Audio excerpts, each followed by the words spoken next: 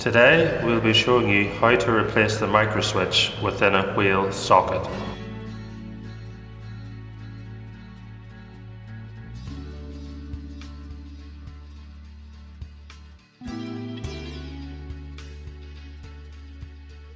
The microswitch can be found with the yellow Watermaster IC or a manually adjustable pressure switch as shown on the left. Firstly, we need to drain the system and remove the rear back plate. Turn off the pump and drain the system. This can take around 5 to 10 minutes. The photo shown is a typical Eldis wiring color code. It is good practice to take a photo before removing wires for later reference. Other van types and models may differ. After making sure the water is completely drained, remove the fitting. Remove this screw.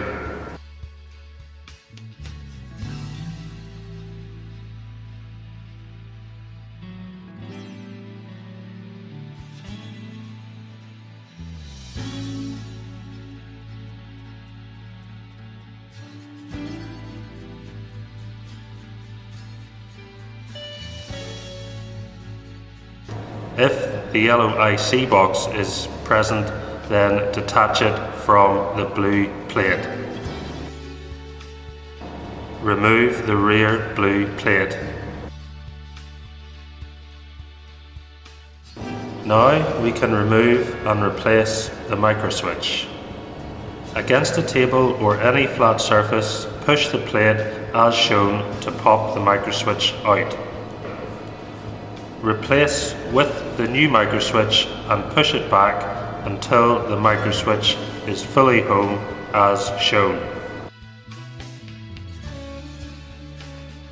Next, we can replace the back plate into the socket. Put the terminal connector as shown, slide it in until fully pushed in.